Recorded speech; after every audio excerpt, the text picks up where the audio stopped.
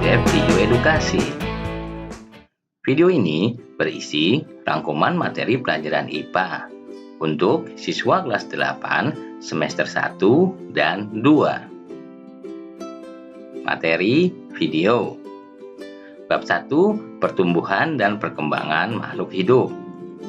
Bab 2, berbagai sistem organ pada manusia. Bab 3, berbagai sistem dalam kehidupan tumbuhan. Bab 4, partikel materi. Bab 5, bahan kimia dalam kehidupan. Bab 6, gaya. Bab 7, energi dan usaha. Bab 8, tekanan. Bab 9, getaran dan gelombang. Bab 10, optika. Namun sebelum mulai, jangan lupa untuk klik like, subscribe, dan tekan loncengnya agar kalian mendapatkan pemberitahuan jika ada video terbaru dari kami. Bab 1, pertumbuhan dan perkembangan makhluk hidup. Semua makhluk hidup mengalami pertumbuhan dan perkembangan. Pertumbuhan adalah bertambahnya ukuran tubuh yang bersifat irreversibel. Sedangkan perkembangan adalah proses menuju kedewasaan atau kesempurnaan. Pertumbuhan dan perkembangan dipengaruhi oleh faktor internal dan eksternal. Faktor internal berupa gen dan hormon. Sedangkan faktor eksternal dapat berupa nutrisi, suhu, cahaya, tanah, air, dan kelembapan. Pertumbuhan pada tumbuhan terjadi karena aktivitas pembelahan sel di daerah meristem. Tumbuhan dapat mengalami pertumbuhan primer dan sekunder. Perkembangan pada tingkat seluler, misalnya diferensiasi sel hasil pembelahan membentuk jaringan. Perkembangan tingkat organ ditandai dengan terbentuknya organ vegetatif, yaitu bunga, buah, dan biji. Pertumbuhan pada tumbuhan dapat berlangsung hampir seumur hidupnya. Pertumbuhan dan perkembangan pada hewan dapat dibedakan antara perkembangan fase embrionik dan fase pasca embrionik. Fase embrionik dimulai ketika terbentuk zigot hingga menjadi embrio. Fase pasca embrionik terjadi sejak hewan lahir atau menetas hingga menjadi dewasa. Pertumbuhan pada hewan hanya berlangsung sampai dengan usia tertentu. Beberapa jenis hewan dalam pertumbuhan dan perkembangannya mengalami metamorfosis dan metagenesis. Metamorfosis merupakan perubahan bentuk tubuh yang bertahap dari larva menjadi dewasa, di mana bentuk larva sering berbeda dengan bentuk dewasanya. Metagenesis merupakan pergiliran hidup antara fase seksual dan aseksual. Bentuk makhluk hidup antara fase seksual dan fase aseksualnya berbeda.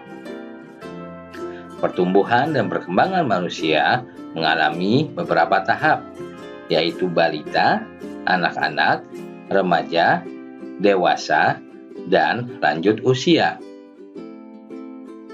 Pada usia remaja terjadi pubertas, yaitu perubahan menjadi dewasa. Pubertas ditandai dengan perubahan fisik dan psikis. Bab 2, berbagai sistem organ pada manusia.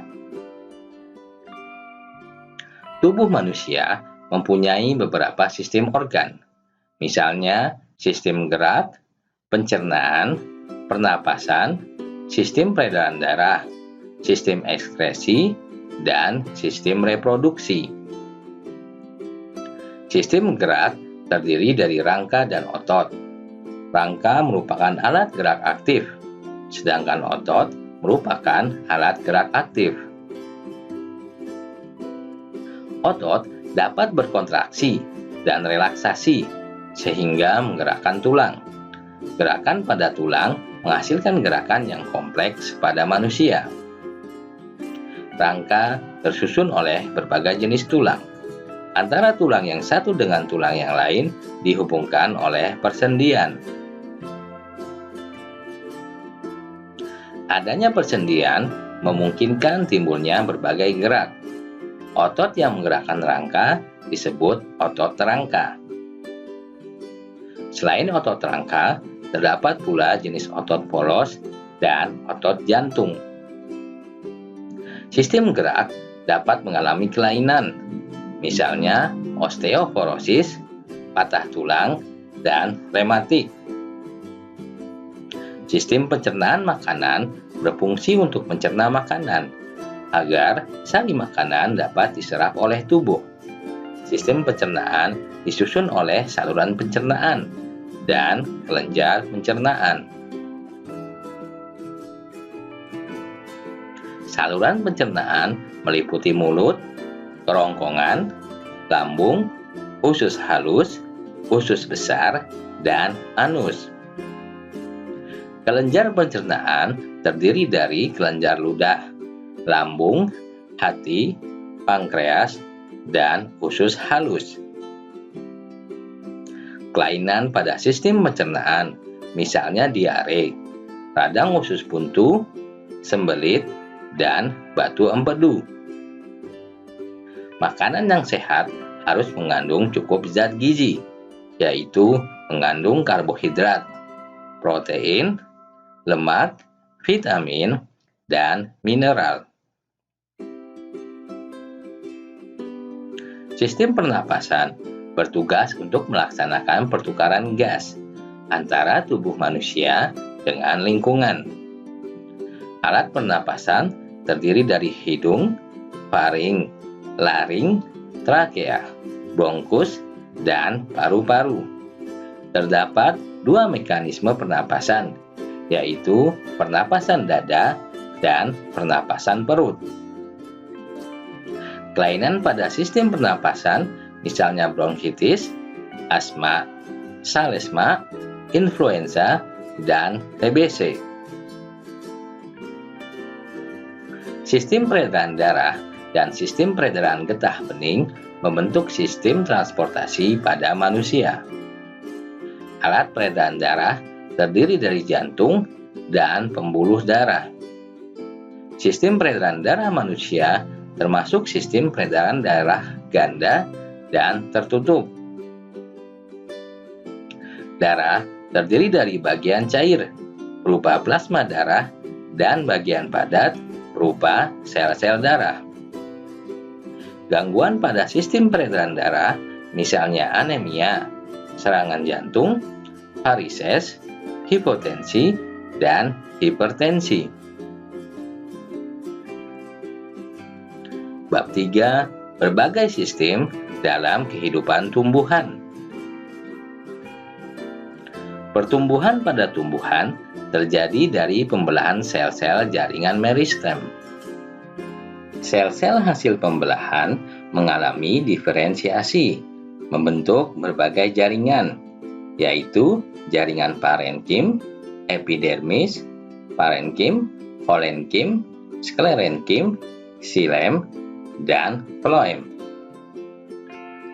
Organ utama tumbuhan terdiri dari akar, batang, dan daun.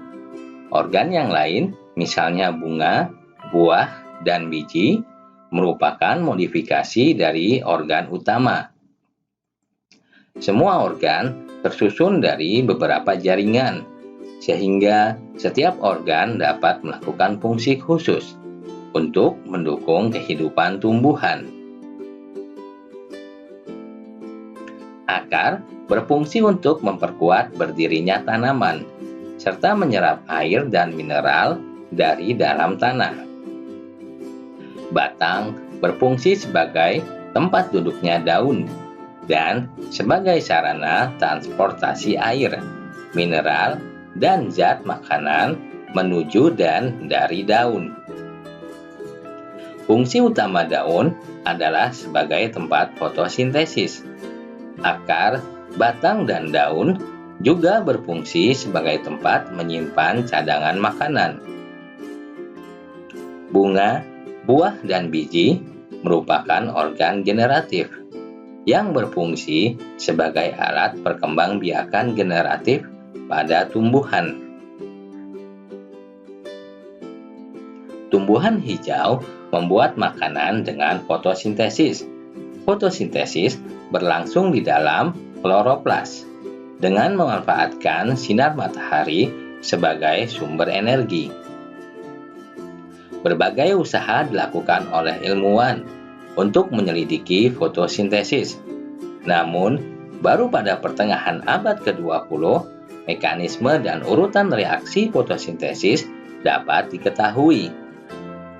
Fotosintesis berlangsung dalam 2 tahap, yaitu reaksi terang dan reaksi gelap. Bahan baku yang diperlukan adalah karbon dioksida dan air. Hasilnya adalah karbohidrat dan oksigen. Karbohidrat digunakan sebagai pembentuk bagian-bagian tumbuhan, sebagai sumber energi, dan disimpan sebagai cadangan makanan.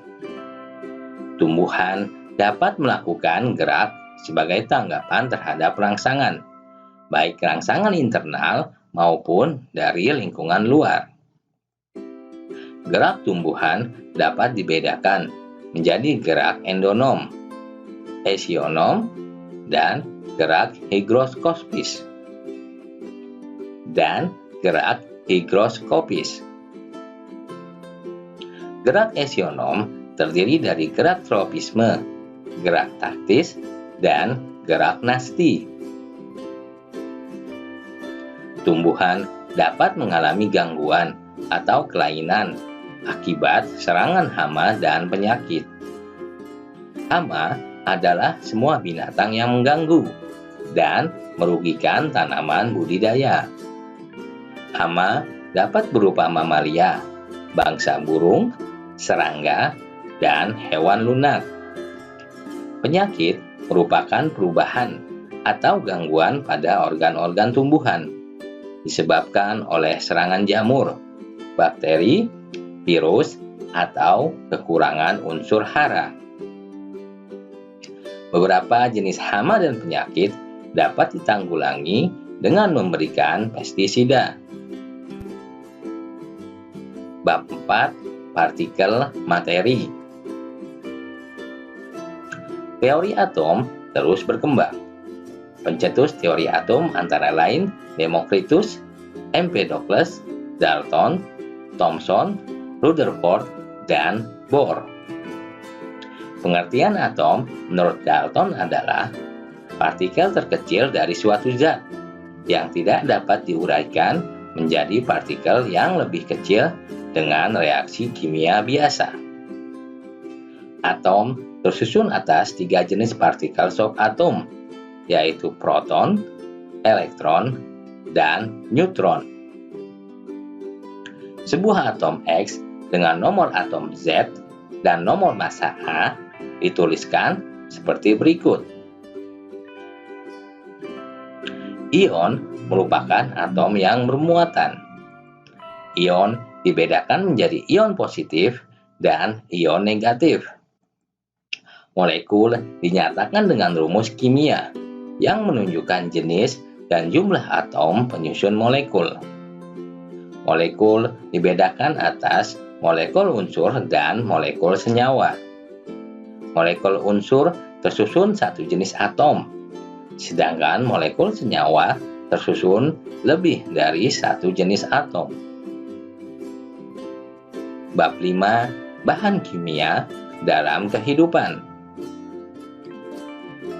Bahan kimia dapat kita temukan dalam kehidupan sehari-hari, antara lain dalam rumah tangga, industri, pertanian, kesehatan, makanan, serta adiktif dan psikotropika. Bahan kimia rumah tangga dibagi dalam kelompok pembersih, pemutih, pewangi, dan pembasmi serangga. Bahan kimia juga ditemukan dalam berbagai industri, misal industri semen, cat, dan asam sulfat. Bahan kimia juga digunakan dalam bidang pertanian, antara lain dalam pupuk dan pestisida. Terdapat beberapa jenis pupuk, antara lain pupuk nitrogen, fosfor, kalsium, dan kalium. Berdasarkan target sasarannya, maka pestisida dibedakan atas insektisida, fungisida, herbisida, akarisida, rodentisida, dan nematisida. Bahan kimia di bidang kesehatan antara lain dalam obat-obatan dan zat radioaktif. Penggunaan bahan kimia yang ditambahkan dalam makanan berdasarkan asalnya dibedakan atas bahan alami dan buatan. Adapun secara garis besar, bahan kimia yang ditambahkan dalam makanan dikelompokkan menjadi bahan pewarna, pemanis, pengawet, dan penyedap. Bahan-bahan kimia memiliki kegunaan yang sangat berarti dalam kehidupan sehari-hari, namun memiliki dampak negatif jika digunakan secara berlebihan. Zat adiktif dan psikotropika tergolong narkoba. Sebenarnya, zat-zat tersebut berguna dalam bidang kedokteran, tetapi terkadang disalahgunakan. Zat adiktif antara lain rokok dan minuman keras. Adapun zat psikotropika merupakan golongan narkoba yang berkhasiat psikotropika. Kelompok zat ini antara lain sedatin, amfetamin, ekstasi, sabu-sabu, dan LSD. Penyalahgunaan zat adiktif dan psikotropika membawa dampak negatif secara fisik, psikis, dan sosial.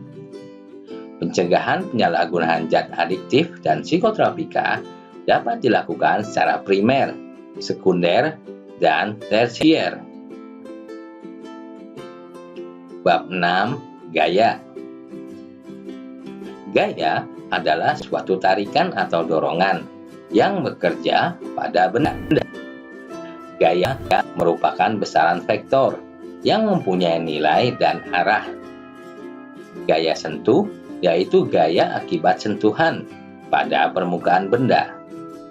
Gaya tidak sentuh yaitu gaya yang terjadi tanpa adanya sentuhan pada benda.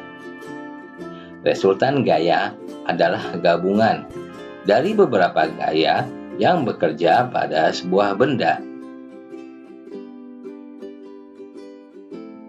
Keseimbangan adalah keadaan suatu benda di mana resultan gaya sama dengan 0. Pada keadaan seimbang, benda tidak mengalami perubahan keadaan. Hukum 1 Newton menyatakan bahwa sebuah benda tetap dalam keadaan diam atau terus bergerak dengan kelajuan tetap, kecuali jika ada gaya luar yang bekerja pada benda tersebut. Hukum 2 Newton menyatakan bahwa percepatan yang dihasilkan gaya pada suatu benda sebanding dengan resultan gaya dan berbanding terbalik dengan massa benda. Hukum 3 Newton menyatakan bahwa dari suatu gaya yang bekerja pada benda terjadi gaya reaksi yang sama besar dan arahnya berlawanan. Gaya yang sering kita jumpai adalah gaya gesekan dan gaya berat. Gaya gesekan adalah gaya yang terjadi akibat pergerakan suatu benda di atas permukaan bidang. Sedangkan gaya berat adalah perkalian antara percepatan gravitasi bumi dengan massa benda. Pesawat sederhana adalah alat-alat yang digunakan untuk mempermudah pekerjaan manusia. Ada 4 jenis pesawat sederhana, yaitu bidang miring, tuas, katrol, dan roda gigi. Bab 7. Energi dan usaha. Energi adalah kemampuan untuk melakukan usaha. Bentuk-bentuk energi antara lain energi kimia, energi listrik, energi panas, dan energi nuklir. Tidak semua energi dapat langsung digunakan, sehingga pemanfaatan energi menggunakan konsep perubahan energi. Energi mekanik adalah energi yang dimiliki suatu benda, berkaitan dengan gerak.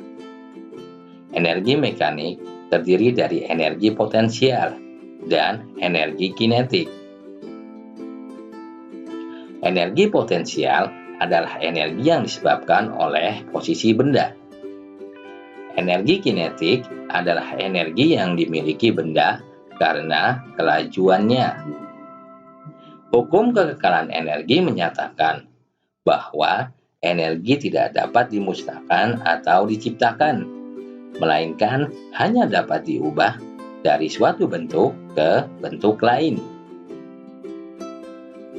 Usaha adalah perkalian antara gaya yang bekerja dengan besarnya perpindahan. Dalam kaitannya dengan energi, usaha merupakan perubahan energi. Gaya adalah besarnya usaha atau perubahan energi yang terjadi tiap satuan waktu. Bab 8. Tekanan. Tekanan adalah gaya yang bekerja pada permukaan benda tiap satuan luas. Hukum Pascal menyatakan bahwa tekanan yang diberikan pada zat cair dalam ruangan tertutup diteruskan ke segala arah dengan sama besar. Hukum Archimedes menyatakan bahwa benda yang dicelupkan sebagian atau seluruhnya ke dalam zat cair akan mengalami gaya apung, yang besarnya sama dengan berat zat cair yang dipindahkan oleh benda tersebut. Benda yang dimasukkan ke dalam zat cair mempunyai 3 kemungkinan, yaitu mengapung, melayang, dan tenggelam. Tekanan udara disebut juga tekanan atmosfer, dipengaruhi oleh partikel-partikel udara di suatu daerah. Tekanan udara yang terbesar mengakibatkan terjadinya angin. Bab 9. Getaran dan gelombang. Getaran adalah gerak bolak-balik di sekitar titik kesetimbangan. Besaran-besaran dalam getaran adalah amplitudo, periode, dan frekuensi. Amplitude yaitu simpangan getaran yang paling besar. Periode yaitu waktu untuk melakukan satu getaran. Frekuensi yaitu banyaknya getaran tiap 1 detik. Gelombang adalah getaran yang merambat melalui suatu medium. Berdasarkan medium perambatannya, dibedakan 2 macam gelombang. Gelombang mekanik yaitu gelombang yang memerlukan alat perambatan, dan gelombang elektromagnetik yaitu gelombang yang dapat merambat tanpa medium perantara. Berdasarkan arah rambat dan getarannya, gelombang dibedakan menjadi 2 macam. Gelombang transversal, yaitu gelombang yang arah rambatan dan arah getarannya saling tegak lurus. Gelombang longitudinal, yaitu gelombang yang arah rambatannya searah dengan arah getarannya. Hubungan antara cepat rambat, panjang, dan periode gelombang dituliskan dalam persamaan sebagai berikut. Gelombang bunyi bergerak ke segala arah dalam ruangan. Dalam perambatannya, gelombang bunyi selalu memerlukan medium. Cepat rambat gelombang bunyi tergantung medium perantaranya. Berdasarkan frekuensinya, bunyi dibedakan menjadi 3 macam, yaitu infrasonik, audiosonik, dan ultrasonik. Infrasonik yaitu bunyi dengan frekuensi di bawah 20 Hz. Audiosonik yaitu bunyi dengan frekuensi antara 20 sampai 20.000 Hz. Ultrasonik yaitu bunyi dengan frekuensi di atas 20.000 Hz. Bunyi yang mempunyai frekuensi teratur disebut nada, sedangkan bunyi yang frekuensinya tak teratur disebut desah. Resonansi adalah peristiwa ikut bergetarnya benda lain yang berfrekuensi sama dengan sebuah benda yang bergetar. Bunyi pantul dapat dibedakan menjadi gaung dan gema. Gaung adalah bunyi pantul yang langsung mengikuti bunyi asli. Sedangkan gema adalah bunyi pantul yang terdengar setelah bunyi asli. Bab 10. Optika.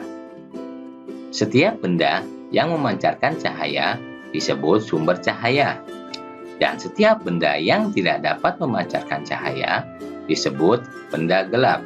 Cahaya dapat dianggap sebagai partikel dan sebagai gelombang. Sebagai gelombang, cahaya mempunyai sifat dapat dipantulkan dan dapat dibiaskan. Hukum pemantulan cahaya adalah sebagai berikut. Sinar datang, sinar pantul, dan garis normal terletak pada satu bidang datar. Sudut datang sama dengan sudut pantul.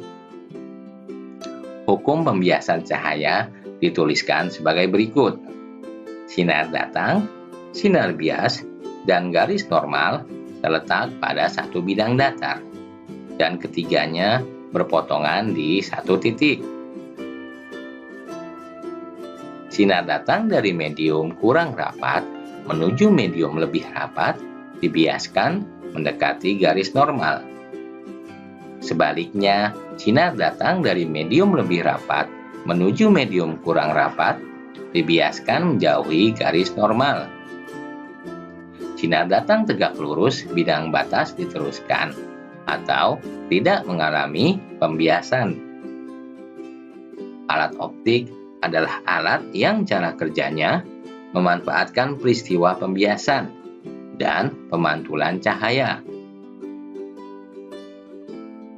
Mata termasuk alat optik karena di dalamnya terdapat lensa mata yang digunakan untuk menerima cahaya yang dipantulkan oleh benda-benda yang kita lihat.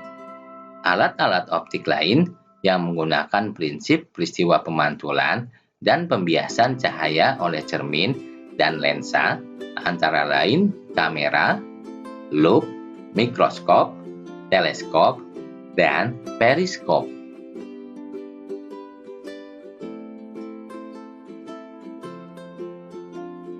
Demikianlah rangkuman materi pelajaran IPA untuk siswa kelas 8 semester 1 dan 2. Semoga bermanfaat. Sampai jumpa di video lainnya.